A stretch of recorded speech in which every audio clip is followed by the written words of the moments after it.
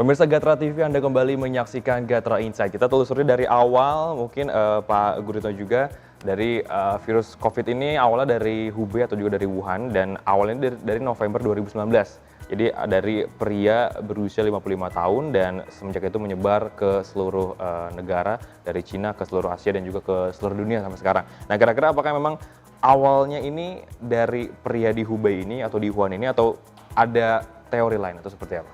Oh, menarik pertanyaannya, Mas Ruby. Jadi ini kan kita akhirnya ya, setelah hampir sebulan 2 bulan, itu akhirnya dunia medis ya, itu WHO dan dunia medis untuk kepentingan penularan, pencegahan, penemuan vaksin dan obatnya, akhirnya pengen mengetahui apa yang disebut dengan pasien pertama, atau di mereka misalkan pasien zero gitu loh. Jadi asal muasal dari mana sih gitu kan?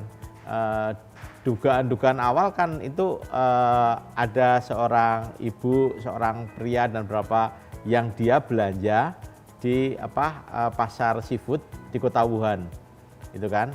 Nah, tapi ternyata setelah ditelusuri lebih jauh lewat riset, penelitian, juga menanyai ke sumber-sumber, ke tenaga medis yang menangani penyakit COVID ini, ternyata itu penyakit itu muncul jauh sebelumnya gitu loh. Jadi kemungkinan tanggal 17 November itu ada yang disebut pasien pertama yang nggak disebutkan namanya, tapi usianya disebutkan 55, dan itu sebelumnya ada pemberitaan dari banyak mass media, tapi pemberitaan yang terakhir dari South China Morning Post ya, ini yang semacam memberi penguncian gitu loh, akhirnya kontroversi itu nggak ada lagi akhirnya. Jadi ada peluang itu gitu loh. Dan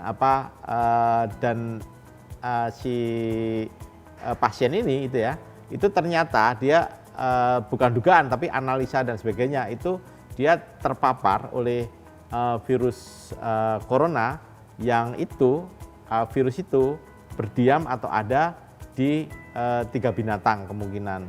Jadi kelelawar, kemudian ular, dan yang terakhir terenggiling. Jadi ternyata 3 jenis binatang ini menjadi menu makanan yang mewah gitu buat orang pedalaman di sana, dan juga bahkan masuk ke kota-kota di sana, dan mungkin penularan dari mungkin tidak masak dan sebagainya atau terpapar lewat mana, itu yang masih menjadi bahan riset itu sendiri. Tapi itu isu-isu semacam itu berdampingan juga bahwa virus ini sebenarnya bukan dari binatang atau dari zoonosis gitu ya.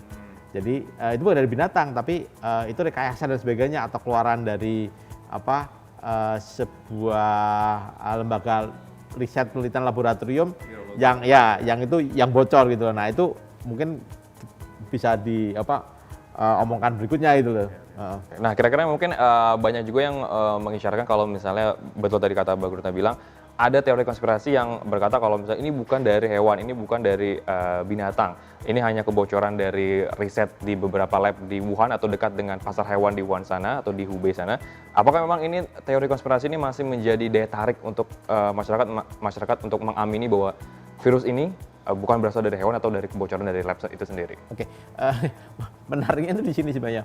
Kalau soal pemberitaan ya, pemberitaan yang berbau-bau konspirasi, terus berbau hoax dan nggak ada pembuktiannya ya secara medis, ini menjadi kontroversi, dan itu menjadi konsumsi yang menarik karena untuk menaikkan rating. Ini persoalan tersendiri lagi gitu loh, terlepas dari. Tapi ini isu ini banyak yang tertarik dan banyak yang mengakui gitu loh kan, mengakui dan mengamini juga. Oh, ini benar-benar ini jangan-jangan serangan dari negara tertentu dan sebagainya untuk mengacaukan ekonomi Cina dan sebagainya itu kan. Tapi ada kemungkinan ini bocor juga gitu loh. Jadi bukan sesuatu yang sengaja, tapi jangan-jangan ini tidak sengaja, tapi karena protokol yang rendah terhadap penanganan riset virus itu sendiri, sehingga itu bocor kemana-mana.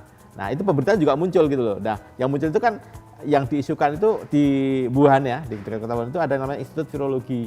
Itu kan yang ada dugaan bahwa hasil uji coba di sana dan sebagainya dari beberapa binatang yang itu udah mati, terus sisanya dilempar ke pasar, kemudian dikonsumsi dikonsumsi sama masyarakat di sana itu kan. Tapi ada juga di sana juga ada namanya selain Institut Virologi itu sendiri, ada yang pusat pengendalian penyakit Wuhan.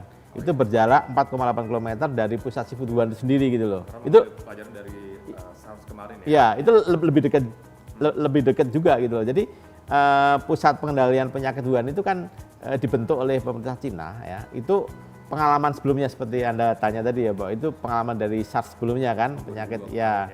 Nah, itu lalu perlu adanya institut ini dan dia kan memiliki banyak virus-virus yang masuk kategori corona dan sebagainya kan, yang menyebabkan penyakit kepada manusia, menyebabkan penyakit. Dan yang virus corona ini itu ada kemungkinan juga tidak terkontrol atau lepas atau bocor atau kemudian disengajakan. Nah, konspirasi teori konspirasi itu berkutat di persoalan ini gitu loh.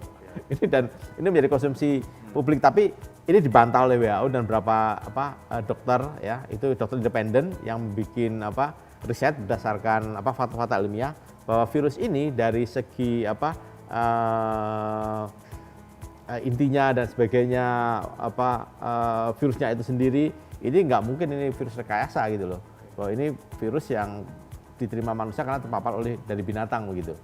Dan dari mutasi genom dari virus corona sendiri kan sudah bermutasi atau berubah-ubah 3.000 kali kalau tidak salah Pak Gudito. Jadi kira-kira apa yang bisa dipelajari oleh dunia kesehatan itu sendiri untuk menangkal ke depannya? Ada yang bilang bahwa ini akan terjadi setiap tahun atau seperti apa langkah-langkah pemerintah, peneliti dan juga WHO untuk mengantisipasi pandemi seperti ini. Oke, sebenarnya kalau ini kita konteks besarnya bahwa kita ini ya manusia itu hidup beriringan dengan bakteri, kuman dan virus gitu loh. Ada di mana-mana dan mereka jasad renik ini yang binatang-binatang ini kan juga bermutasi ya. Jadi dia melakukan regenerasi, bermutasi dari bentuk yang dulu ke bentuk yang lain gitu kan, dan kecepatannya bermacam-macam gitu loh. Dan virus corona sendiri ini sekarang masih menjadi pertanyaan dan masih menjadi pengen diketahui oleh para ahli itu akan seperti apa efek mutasi itu. Apakah mutasi itu membuat virus itu makin lemah atau mutasi itu justru membuat virus itu makin ganas gitu loh. Ini karena nanti konsekuensinya kepada manusia gitu loh. Nanti kan kalau itu menular ke orang, ini jangan-jangan dengan banyak mutasi makin lemah atau makin ganas. Ini masih terus menjadi bahan riset, tapi pada faktanya itu bahwa mutasi-mutasi itu juga melahirkan tipe-tipe virus corona yang berbeda-beda. Ya, jadi SARS-CoV-2 ini sendiri ya yang menyebabkan penyakit COVID-19 ini sendiri itu ternyata dari banyak riset itu ada yang bilang 6, ada yang bilang 3. Jadi ada 3 tipe virus dan tipe virus ini penyebarannya berbeda-beda gitu loh. Jadi virus A itu banyak menyerang di Amerika. Tipe B itu ada di China sendiri. Kemudian tipe C itu di negara-negara di luar kawasan itu gitu loh. Dan ini membawa tingkat keparahan kepada penderita itu bermacam-macam gitu loh. Bervariasi juga. Jadi tapi bahwa ketika kita nulis ya, itu narasumber menunjukkan udah bermutasi lebih dari 3.000 dan mungkin sekarang itu udah lebih dari 3.000 lagi, mungkin udah 15.000 kali dan sebagainya mutasi itu gitu loh.